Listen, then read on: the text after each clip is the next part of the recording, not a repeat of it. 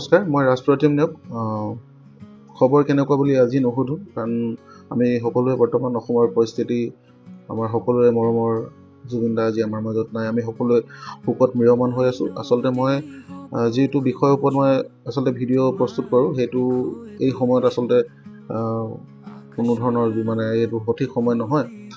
তথাপিও বৰ বিশেষ দীঘলীয়া নকৰি নতুন এটা টপিক আহিছে, নতুন এটা আপডেট আহিছে বেংকিঙৰ ক্ষেত্ৰত। যিহেতুকে আমি যি হ'লেও নিজকেতো আগুৱাই নিবই লাগিব। এয়া সংসাৰৰ নিয়ম, যিহেতু আহিছে পৃথিৱীলৈ আহিছোঁ যেতিয়া আমি এদিন নিশ্চয় সকলোৱে যাবই লাগিব।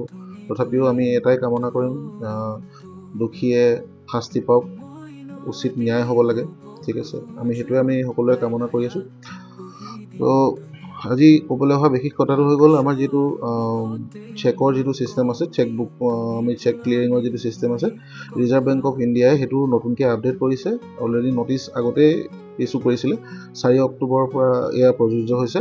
মানে চেকৰ ক্ষেত্ৰত কি হ'ব, আপুনি যেতিয়া পাৰ্টিক বা পে'মেণ্ট কৰিবলৈ কাৰোবাক চেক দিব, তো চেক আগতে কি হৈছিলে, মিনিমাম 24 ঘণ্টা, মানে আজি যদি দিয়ে তেতিয়াহ'লে নেক্সট ডে কাইলৈহে গৈ পেলাই চেকখন ক্লিয়াৰ হয়। তো এইটো RBI বহুত দিন মানে এটা কাষ্টমাৰৰ সুবিধাৰ প্ৰতি লক্ষ্য ৰাখি যাতে টকা পইচা যি লেনদেন খৰতকীয়া হ'বৰ কাৰণে, মানে আজি যদি এতিয়া আজি যিটো মানে লেনদেন হ'ব সেইটো খৰতকীয়া, মানে তৎক্ষণাত হ'বৰ কাৰণে ছিষ্টেমটো আপডেট কৰিছে।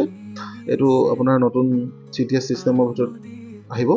ইয়াতে কি হ'ব, আপোনাৰ আজি দিয়া চেকখন আপোনাৰ আজিৰ ভিতৰতে ক্লিয়াৰ হ'ব। মানে ছাপ'জ যদি আপুনি ৰাতিপুৱা বেংকত গৈ এখন আপোনাৰ চেক জমা কৰিছে, আপোনাক কোনোবাই দিয়া চেকখন, সেই চেকখন আপোনাৰ মেক্সিমাম 3 ঘণ্টা, মানে 1 ঘণ্টা সময় থাকে। 1 ঘণ্টাত তেওঁলোকে যদি উদাহৰণস্বৰূপে ধৰি লওঁ, SBI আপোনাৰ চেক এখন আপুনি আনিছে, আপুনি জমা দিছে গ্ৰামীণ বিকাশ বেংকত বা PNBত, ঠিক আছে। সেইখন জমা দিয়াৰ লগে লগে 1 ঘণ্টাৰ পাছত যদি লগে লগে বেংকত স্কেন কৰি দিয়ে, 1 ঘণ্টাৰ পাছতে আপোনাৰ SBI যদি চেকখন এপ্ৰুভ কৰি দিয়ে, তেতিয়া আপোনাৰ লগে লগে একাউণ্টত টকাটো ক্ৰেডিট হ'ব আৰু মানে ক্লিয়াৰ হৈ যাব চেকখন, ছেইম ডে, একেদিনাখনে ক্লিয়াৰ হ'ব।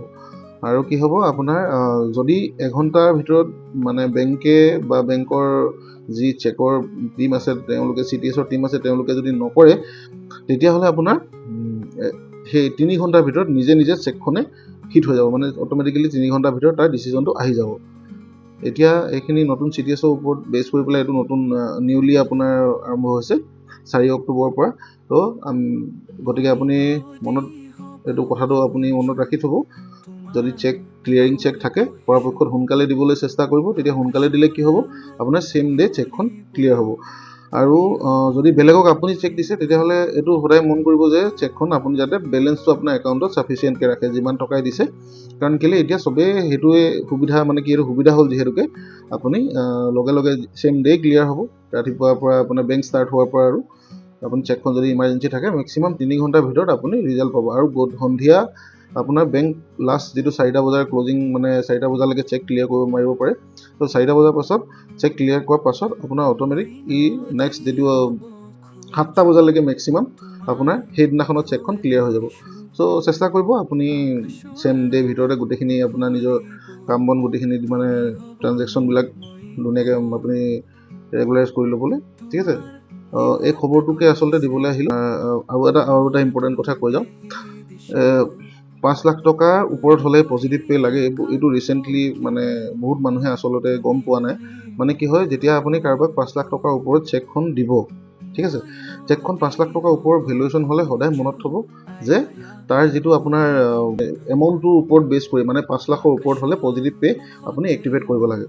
তো পজিটিভ পে' এক্টিভেট কৰিবলৈ আপুনি যি বেংকৰে চেক দিছে, সেই বেংকৰ ৱেবছাইটত আজিকালি অনলাইন থাকে, মানে তেওঁলোকৰ অফিচিয়েল ৱেবছাইটত গৈও আপুনি আপডেট কৰিব পাৰে। মানে আপোনাৰ চেকৰ ডিটেইলছটো, যিখন চেক আপুনি পাৰ্টিক দিছে, কি নাম হয়, ডেট কেতিয়া, কেইতাৰিখৰ বা এমাউণ্ট কিমান, এই ডিটেইলছখিনি আপডেট কৰাৰ লগে লগে আপোনালৈ OTP এটা আহে। OTPটো ছাবমিট কৰি দিয়াৰ লগে লগে পজিটিভ পে'টো ছাবমিট হৈ যায়। কিন্তু চব ক্ষেত্ৰতে মানে চববিলাক বেংকৰ লগতে নাই, কিছুমান আপোনাৰ অফলাইন, মানে আপুনি বেংকত গৈ ফৰ্ম এটা আছে, ফৰ্ম থাকে মানে বেংকৰ হাতত, সেই ফৰ্মটোত আপুনি পজিটিভ পে' বুলি ক'লে বেংকত খুজিলে আপোনাক পজিটিভ পে' ফৰ্মখন দি দিব। তাতে আপুনি আপোনাৰ ডিটেইলছবিলাক, চেকৰ ডিটেইলছবিলাক দি বেংকত জমা কৰি দিয়াৰ লগে লগে আপোনাৰ চেকখন বাউন্স নোহোৱাকৈ ক্লিয়াৰ হৈ যাব। আৰু বাউন্স হ'লেতো গম পায়, গোটেইখিনি চাৰ্জৰ পৰা আদি কৰি আপোনাৰ চিভিললৈকে গোটেইখিনি বস্তুতে হেম্পাৰ হয়। চ' সেই গতিকে এইখিনি কথা ক'বলৈ আহিলোঁ বন্ধুসকল। যদি মোৰ ভিডিঅ'টো আপোনালোকৰ কামত অহা যেন লাগিছে তেতিয়াহ'লে চেনেলটো ছাবস্ক্ৰাইব কৰিবলৈ নাপাহৰিব আৰু লাইক শ্বেয়াৰ আৰু কমেণ্ট কৰিবলৈ নাপাহৰিব। ধন্যবাদ।